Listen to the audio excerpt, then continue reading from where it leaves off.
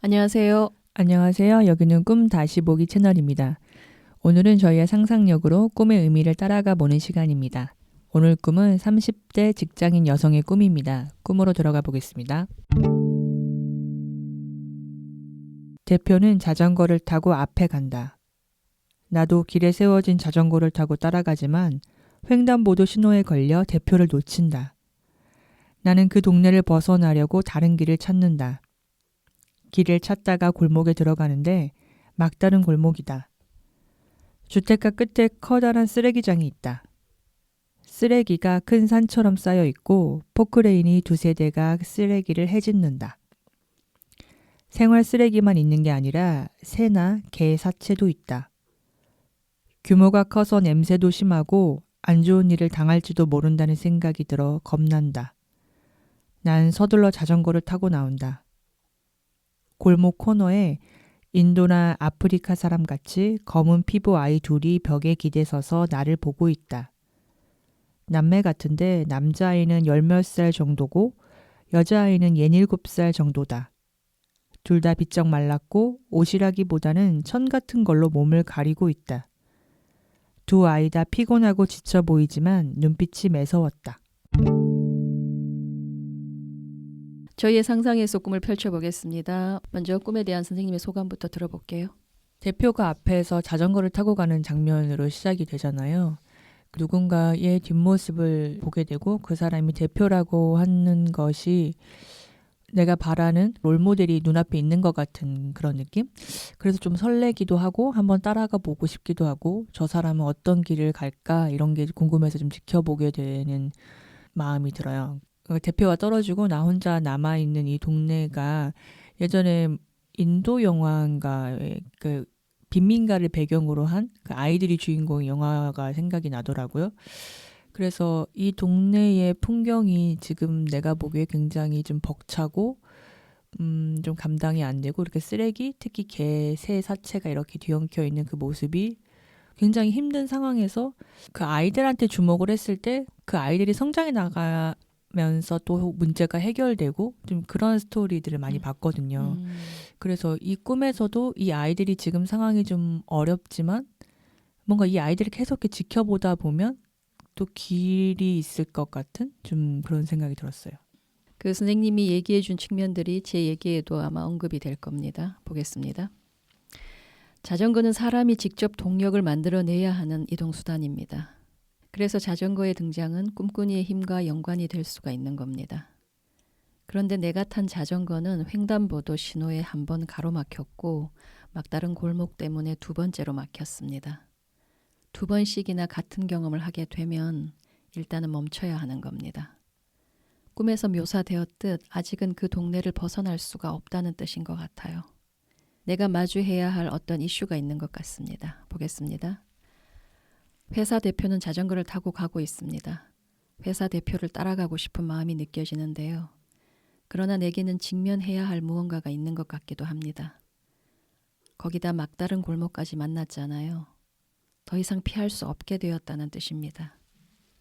다른 한편 막다른 골목에서 마주할 것들을 이제는 감당할 수 있을 만큼 힘이 생겼다는 뜻 같기도 해요. 길에 세워진 자전거를 타는 모습에서 여러 연상이 일어나는데요. 대표가 자전거를 타고 가는 모습을 보고 대표를 따라가고 싶은 거예요. 나 역시 자전거에 오르게 되는데 이 지점에서 대표를 향한 내 느낌이 꽤나 긍정적으로 자리 잡고 있음을 알겠어요. 그렇다면 이 시점에서 내가 대표에게 내 안에 무엇을 투사하고 있는지, 또 투사의 내용이 어떻게 변화되어 가는지를 스스로 정리해보는 시간을 가져보는 것은 의미가 있을 것 같습니다. 또 하나 드러나는 것은 자신감인데요.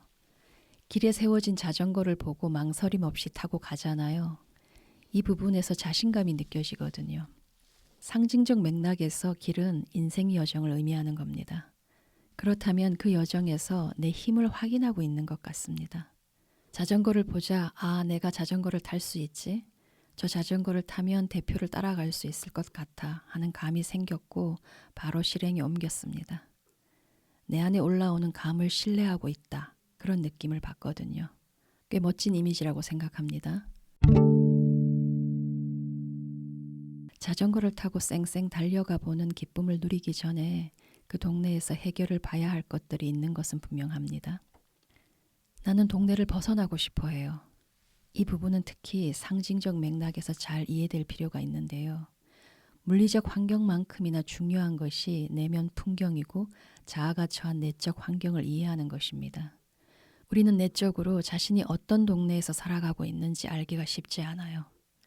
자아가 살아가는 동네에 대해선 무지하다는 뜻입니다. 때문에 자신이 내적으로 어떤 환경에 노출된 채로 살아가며 그로 인해 어떤 영향을 받고 있는지도 잘 모르는 거죠. 내가 살아온 동네에 대한 자각이 있어야만 벗어나야 할지 어떨지를 결정할 수 있는 겁니다. 꿈은 그러는 거예요. 내가 벗어나지 못하는 동네는 악취가 심하게 나는 커다란 쓰레기장이 있는 동네라는 겁니다.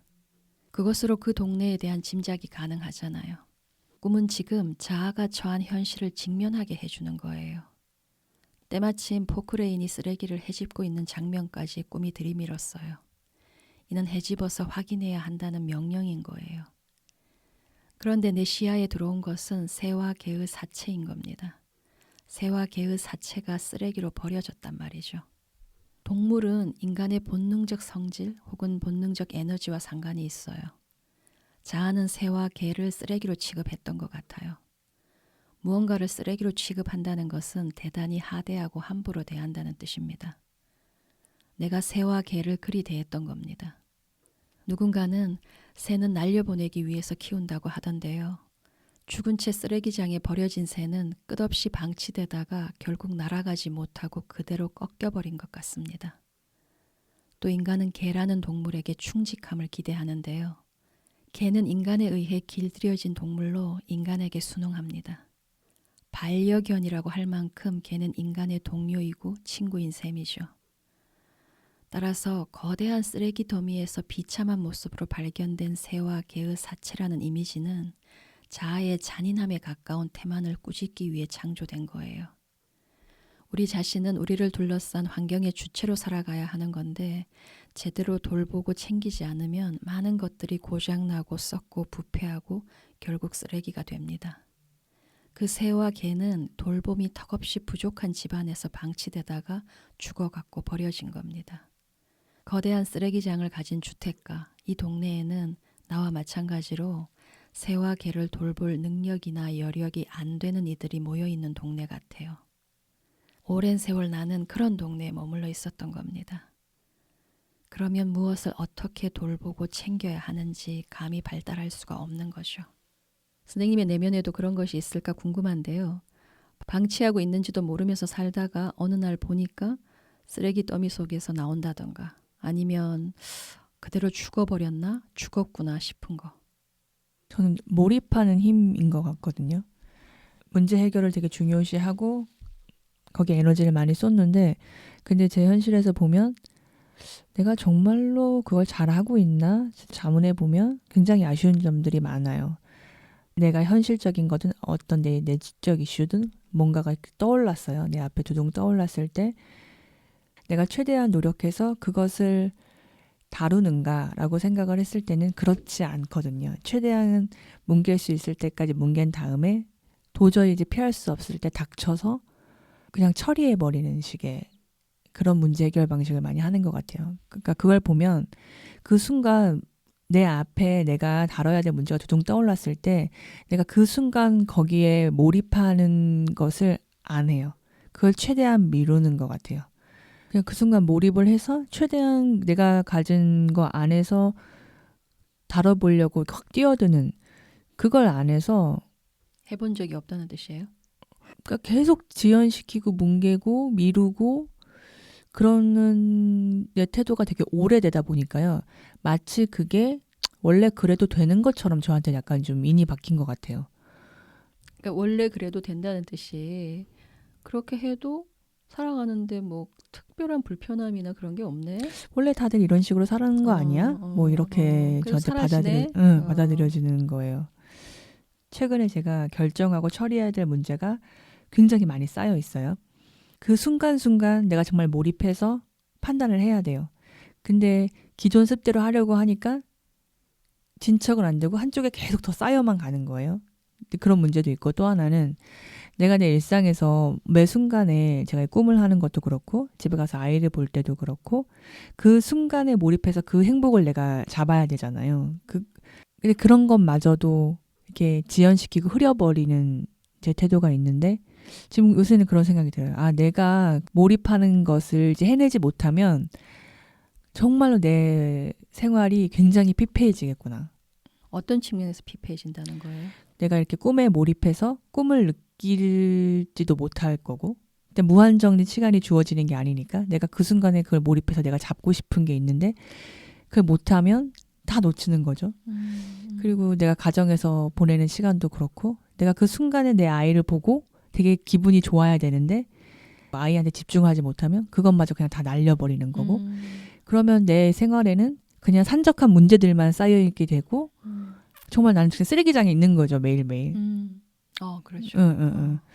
그래서 나한테 지금 몰입하는 힘이 되게 중요하구나. 이제 그런 생각 많이 해요. 네. 다시 꿈으로 돌아와서요. 새와 개는 길들일 수 없는 동물과 길들여진 동물의 조합 같단 말이에요. 동물이 우리 내면의 본능적인 성질을 가리킨다고 할 때 새의 에너지와 개의 에너지는 반드시 구분되어야 합니다. 우리의 내면에는 창공을 날아다니는 새처럼 마음껏 자유를 누려야 하는 부분과 조절과 통제로 잘 길들여야 하는 부분이 있을 겁니다. 그런데 내 안에선 그 두 에너지가 제대로 기능하기 어려웠고 쓰레기로 버려진 거죠. 게다가 쓰레기장과 연동되면서 안타까운 처지로 내몰린 새와 개의 모습이 더욱 강조되었습니다. 모든 것은 적시에 제대로 활용되지 못하고 방치되면 그것이 유형의 것이든 아니면 내적 자산이든 종국에는 쓰레기로 전락합니다.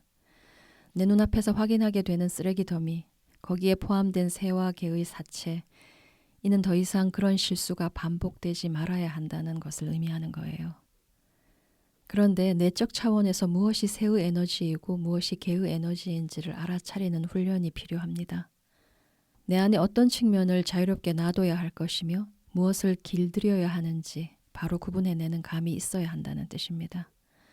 내 안에는 무한한 자유를 허용함으로써 멀리 날아가게 도와야 하는 부분이 있는 반면 나와 늘상 함께할 수 있도록 나의 가장 친근한 조력자로 만들어야 할 부분도 있는 겁니다.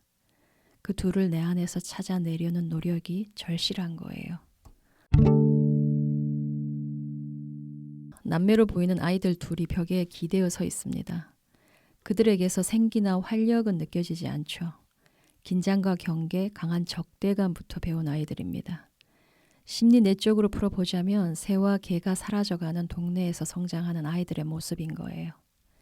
상징적 맥락에서 아이는 우리 자신의 미래요 가능성인데 이 동네는 무력한 가운데 사람을 적대시하는 아이로 키워내는 거예요. 새처럼 자유를 꿈꾸며 열망을 갖는 것도 본능의 일부인 것이고 개처럼 인간 사회에 깊숙하게 들어가 집단의 한 멤버로 살아가는 재미를 추구하는 것도 건강한 본능의 일부인 겁니다. 이 동네는 자유에 대한 갈망 그리고 집단 지향성 이 부분에 제대로 영양분을 공급하지 못하는 동네 같아요. 이 아이들이 기댈 곳은 오로지 벽뿐인 겁니다. 거기에서 등을 떼기도 두려운 거예요. 본능의 상처를 입은 아이들이 적극적이고 활발한 에너지를 뿜어내기란 불가능하잖아요. 벽에 기대어 끝없이 주춤거리고 끝없이 물러서는 겁니다. 꿈에 묘사된 환경을 보면 안타깝지만 아프리카나 동남아 같은 처참하게 공공한 지역의 영상이 떠오르는 거예요. 그런 환경을 담아낸 영상을 보면 희망이란 단어가 존재하지 않는 것 같잖아요. 나 역시 그동안 내적으로 그와 유사한 환경에서 지내오지 않았나 하는 짐작을 하게 됩니다. 그 동네를 관찰해 보면 이쪽을 보든 저쪽을 보든 다들 열악한 환경 속에서 아주 힘들게 살아가는 이들 뿐입니다. 무력함은 자신의 주변을 쓰레기장으로 만들기도 하잖아요. 쓰레기 더미 속에서 자신도 그 일부처럼, 그러니까 세상에서 버려진 존재처럼 자신을 대하는 겁니다. 거기에는 생의 기쁨 따위는 없습니다. 자신의 힘이나 다른 가능성을 확인할 길도 막다른 골목처럼 막혀 있죠. 무력한 상태로 하루하루를 버티어낼 뿐입니다. 그리 되면 나의 내면은 패배주의에 젖어들게 되겠죠. 내 감정과 사고를 지배하는 것은 거대한 공허인 것이고 나와 세상에 대한 무력감과 냉소인 겁니다. 존재 자체에 대한 부정적 느낌에 시달린다는 거예요. 주변을 둘러본들 내 시야에 들어오는 것은 비참한 광경뿐이잖아요. 그리고 내게 가장 익숙한 냄새는 썩고 부패하는 것의 악취인 겁니다. 그런데 나는 자전거를 타고 있어요. 이전과는 달리 이쪽 길이든 저쪽 길이든 내가 정한 방향으로 가보기가 쉬워졌다는 뜻입니다. 여전히 좀 헤맬 테지만 결국은 그 동네를 벗어날 수 있어요. 자신을 지나치게 하찮은 존재로 보거나 존재를 부정하거나 자신을 향한 익숙한 비난의 패턴이 돌고 있을 때 퍼뜩 정신을 차려야 하는 겁니다. 아, 내가 또 쓰레기가 산처럼 쌓인 동네에서 헤매고 있구나. 거대한 쓰레기장에 압도되고 있구나. 그런 자각이 와야 이 동네를 벗어나야겠다라는 결단도 할 수 있게 되는 거죠. 내면 작업의 핵심이란 자신의 심리 안에서 어떤 일이 벌어지고 있는지 아는 데 있습니다. 그것만이 제일로 중요한 거예요. 왜냐? 알면 덜 휘둘리게 되거든요. 모르니까 휘둘리는 거예요. 내가 머물렀던 내적 환경에 대해 정확한 이해를 할 때만 이전과는 다른 선택과 결정이 가능해집니다. 새처럼 높이 날아올라서 전체를 조망하는 시선, 그 에너지를 사용할 수 있어야 한다는 거예요. 전체를 조망할 때 무엇을 보고 느끼고 어떤 바램을 가져야 할지를 실감하게 되거든요. 그 경험이 선행되면 그때는 개의 특성인 밝은 귀 그리고 뛰어난 후각 능력으로 새로운 길을 찾아 떠날 수가 있는 겁니다. 보면 저는 생존에만 몰입했던 것 같아요. 문제에만 집중을 했던 거였는데 그게 어느 시점이 지나다 보니까 그것만으로 삶의 동력을 일으키기에는 좀 부족한 면이 있어요. 저도 제가 한 부분 무력감이 있다는 걸 알거든요. 근데 내가 그게 어디에서 오는 줄은 되게 명확하게 보지는 못했는데 아까 얘기 듣다 보니까 내 안에 좌절된 어떤 본능의 한 부분이 있는데 그것 때문에 어떤 무력감이 계속 발생하는 것 같고 제대로 몰입해야 될 부분에 몰입하지 못한 채 쓰레기들을 만들어 놓은 것 같아요. 그래서 그거에 또 질려가지고 또 무력해지는 그다음에 나를 자책하게만 되고 나를 비하하게 되고 그러면서 그거의 보상으로 뭔가 되게 큰 거를 바라고 뭐 이런 사이클이 돌아갔던 거 아닐까? 이런 생각이 들어요. 그래서 저는 그 무력함이랑 쓰레기란 말이 되게 와닿아서 내가 또 어떤 무력감을 느끼고 그냥 쌓아가는 쓰레기에 내가 질식할 것 같은 그걸 외면해버리고 싶은 순간이 일상에 되게 많거든요. 그럴 때 내가 좀 다르게 생각해 볼 지점이 있겠다. 좀 그런 생각이 들었어요. 이 무력함이 어디서 오는 건지 그땐 좀 감을 잡을 수 있지 않을까? 그런 생각이 들었어요. 네, 오늘 얘기는 여기까지고요. 다음 시간에 다른 꿈으로 찾아오겠습니다.